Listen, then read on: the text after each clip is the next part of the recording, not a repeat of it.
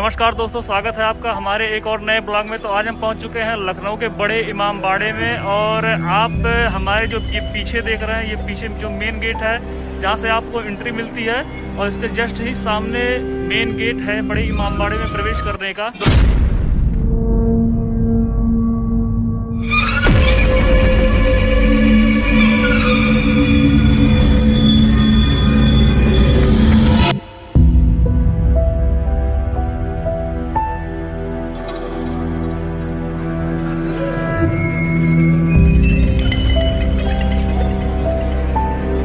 दोस्तों, इस इमामबाड़े का निर्माण आसफ उद दौला ने करवाया था, जो लखनऊ के नवाब हुआ करते थे। इनकी राजधानी हुआ करती थी अवध में, और यह निर्माण उन्हीं के द्वारा करवाया गया था। ऐसा माना जाता है कि अकाल राहत परियोजना के अंतर्गत इस इमामबाड़े का निर्माण हुआ था। उस समय लोगों को रोजगार नहीं मिल रहा था, तो रोजगार दिलाने के लिए आसफ उद दौला ने इस इमामबाड़े का निर्माण करवाया हुआ था। और यह बताया जाता है कि यहाँ पर दिन में जो है इस इमामबाड़े का निर्माण होता था, और रात में इस इमामबाड़े को तोड़ा जाता था, जिससे लोगों को रोजगार मिल सके। चलिए और अब दिखाते हैं आपको ये बड़ा इमामबाड़ा किस तरह का बना हुआ है।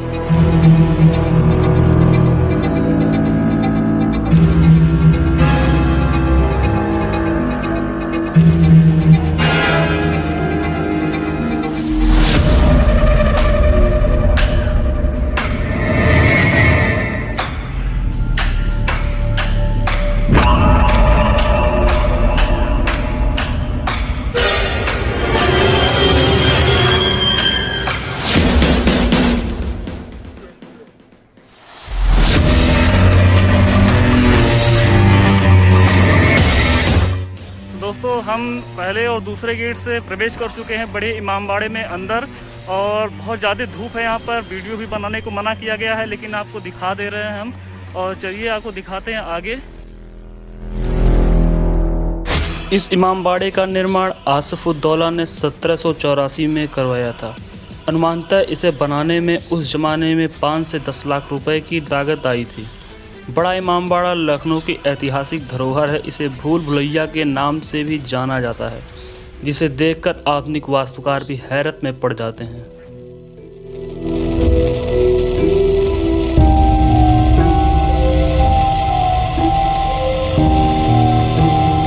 ईरानी निर्माण शैली की यह विशाल गुंबदानुमा इमारत देखने और महसूस करने लायक है। इसे मरहूम हुसैन अली की शहादत की याद में बनवाया गया था। इस इमारत की कल्पना और कारीगरी कमाल की है। यहाँ ऐसे झरोखे बनाए गए हैं जहाँ वे मुख्य द्वार से प्रविष्ट होने वाले हर व्यक्ति पर नज़र रखी जा सकती है, जबकि झरोखे में बैठे व्यक्ति को बाहर का व्यक्ति नहीं देख सकता। इसकी संरचना में गोथिक प्रभाव के साथ राजपूत और मुगल वास्तुकला का मिश्रण दिखाई पड़ता है।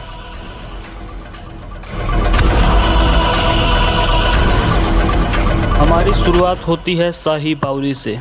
इसका तात्पर्य एक कुएं से है, या यूं कहा जाए बावली को ही कुआं कहते हैं। पहले के समय में पानी की ज़रूरत को पूरा करने के लिए राजा, महाराजा, नवाब लोगों के लिए बावली का निर्माण कराया करते थे। ये है इसका एंट्री गेट, जहां से हम अंदर प्रवेश करते हैं। अंदर प्रवेश करने पर बाहर की दीवारें ही आप देख सकते हैं, परंतु अंदर कौन है इसको देख पाना मुश्किल है। मगर अंदर बैठे लोग बाहर आने वाले व्यक्तियों को आसानी से देख सकते हैं। यह विश्व का पहला CCTV कैमरा था जो आसफ उद दौला ने बनवाया था। यह 1771 में बनवाया गया था, गोमती नदी से जोड़कर। 7 महले का कुआं है, 4 महला अंडरग्राउंड है और 3 महला ऊपर बना हुआ है।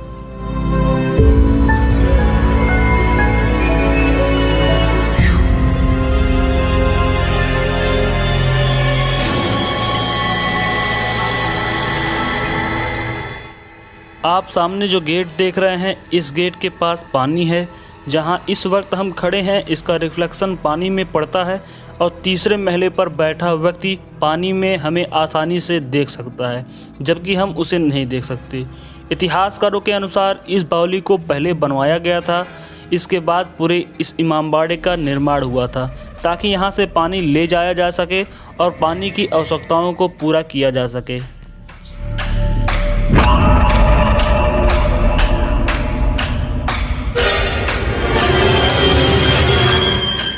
दोस्तों इस कुएं में गोमती नदी का पानी आया करता था और जो आसफउद्दौला के जो सैनिक थे इसी कुएं से पानी निकाल करके पूरे बड़े इमामबाड़े का निर्माण किया था।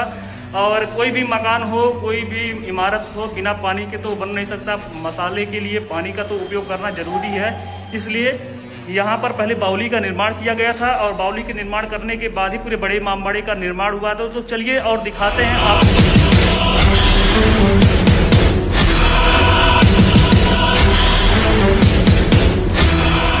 ये अंदर का पूरा गलियारा है जहाँ से हम बावली की ओर प्रवेश कर रहे हैं। आप ये जो देख रहे हैं यह किसी पत्थर से नहीं बल्कि लखोरी ईंटों से बनाया गया था बड़ा इमामबाड़ा और बावली।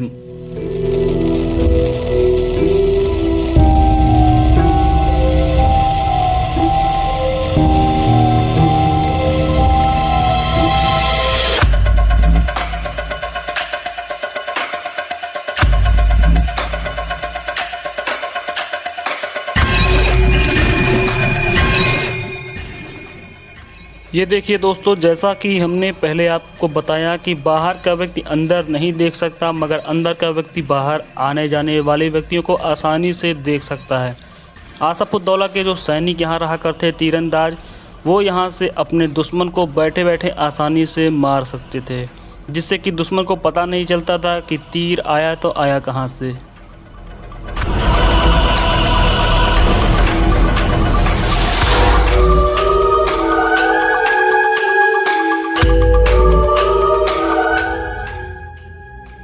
दोस्तों यही वह कुआं है जो गोमती नदी को अपने में जोड़ता था और इसी के द्वारा बड़े इमामबाड़े का निर्माण हुआ था। यही वह कुआं है।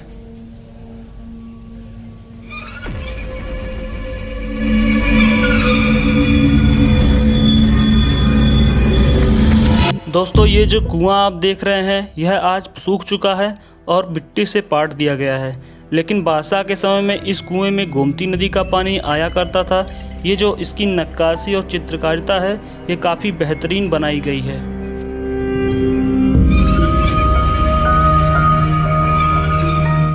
यहाँ पर जब अंग्रेज़ों ने हमला किया और बादशाह के खजाने की मांग की गई तो उस समय खजाने की देखभाल करते थे मेवालाल रस्तोगी। उन्होंने अंग्रेज़ों को खजाना देने से मना कर दिया और खजाने का नक्शा और चाबी लेकर बावली कुएं में कूद गए थे, जिनका आज तक किसी को कुछ पता नहीं चला। दोस्तों अब चलते हैं बड़े इमामबाड़े की ओर। बड़ा इमामबाड़ा एक रोचक भवन है जो मस्जिद है ना मकबरा। इमामबाड़ा वास्तव में एक विहंगम आंगन के बाद बना हुआ एक विशाल हाल है। इसका इमामबाड़े का केंद्रीय कक्ष करीब 50 मीटर लंबा 16 मीटर चौड़ा है। इसकी छतें स्तंभहीन कक्ष हैं जो 15 मीटर से अधिक ऊंची हैं, जिसे किसी बीम या गार्डर के बिना ही ईंटों को आपस में जोड़कर खड़ा किया गया है, जो वास्तुकला की भव्यता को परिलक्षित करती हैं।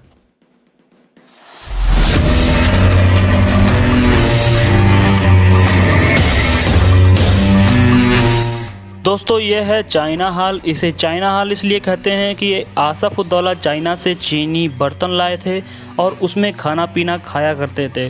उन बर्तनों की खासियत यह थी कि उसमें कोई जहरीला पदार्थ मिलाएगा तो बर्तन अपने रंग बदल देते थे। बादशाह को यह खूबी बहुत अच्छी लगती थी। बादशाह ने अपने बर्तनों को यादगार रखने के लिए अपने बर्तनों की संरचना इस हॉल में बनवाया था। यह है ईरानी हॉल, जिसे बिना किसी बीम पर बनाया गया है। यह ट्रे के आकार में बनाया गया एक हॉल है।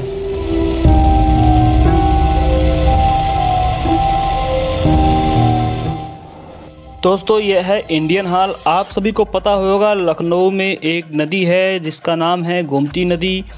यहाँ पर पहले खरबूजे की खेती हुआ करती थी इमामबाड़ा बनने से पहले, इसलिए आसफउद्दौला ने यहाँ पर एक खरबूजे के आकार में एक हॉल बनवाया था जिसका नाम इंडियन हॉल है। इमामबाड़े का ऐतिहासिक महत्व ही नहीं बल्कि धार्मिक महत्व भी है। मुहर्रम के महीनों में यहाँ से ताजिया का जुलूस निकाला जाता है। अभी हम इस समय चल रहे हैं भूल भुलैया में, और भूल भुलैया में चलने के लिए पहले आपको यहाँ पर सीढ़ियों को चढ़कर चलना होता है। तो चलिए चलते हैं और भूल भुलैया आपको दिखाते हैं यहाँ का बड़ा इमामबाड़ा का।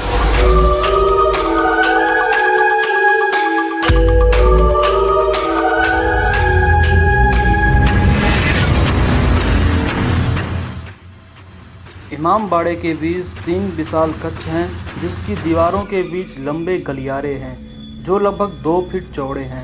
यही घनी और गहरी संरचना भूल भुलैया कहलाती है।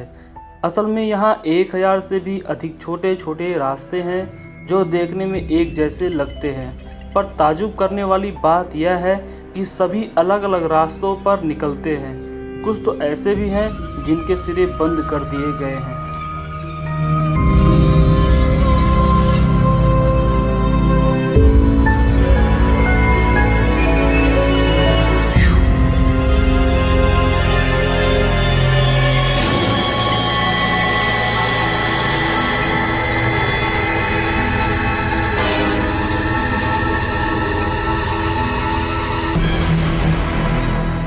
दोस्तों, यह जो आप रास्ता देख रहे हैं, यह रास्ता अभी बंद कर दिया गया है। पहले जब अंग्रेज़ों ने हमला किया था तो उसी रास्ते से आसफ उद्दौला के सैनिक और तमाम लोग इसी रास्ते से होकर फैजाबाद, आगरा, दिल्ली की ओर निकल गए थे। जानकारों की माने तो भूल भुलैया के कुछ रास्ते इतने गहरे और ख़तरनाक हैं कि इसमें लोग फंसकर अपनी जान भी गंवा चुके हैं। कहा जाता है कि भूल भुलैया भूमिगत सुरंगों का एक ऐसा जाल है जो इमामबाड़े को दिल्ली, आगरा, फैजाबाद, कोलकाता से जोड़ता है, जिसे लोगों की सुरक्षा को ध्यान में रखकर बंद कर दिया गया है।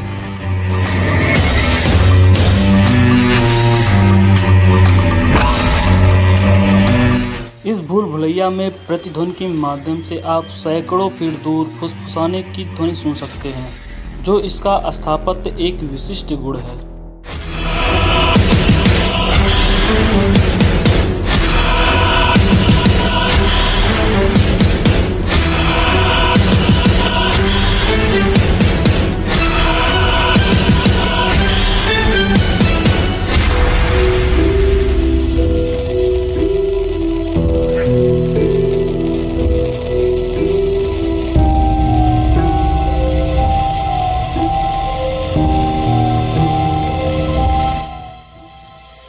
इमामबाड़े के भूल भुलैया में अगर आप आते हैं यहाँ पर, तो आपको हम एक ही सलाह देंगे कि आप यहाँ पर आइए तो गाइड लेकर के साथ में आइए। गाइड का 100 रुपये पड़ता है अगर सभी लोगों के साथ आते हैं। अगर अकेले में गाइड के साथ अकेले आते हैं तो 300 रुपये पड़ता है इसका चार्ज। और गाइड आपको बढ़िया से घुमा देगा, क्योंकि आप अगर अकेले आएंगे, पहली बार रहेंगे, तो फिर यहाँ पर आप भ्रमित हो सकते हैं। ऊपर जाएंगे, नीचे जाएंगे, हमारी तरह जैसे हम आए थे पहली बार तो यहाँ पर ऊपर नीचे हम हो ही रहे थे, लेकिन हमको जानकारी लगभग यहाँ पर हो चुका था, इसलिए हम तो निकल आए, बड़े आसानी से निकल आए हैं। तो आपको हम एक ही सलाह देंगे कि आप यहाँ पर जब आइए तो आप इमामबाड़े में आने के पहले गाइड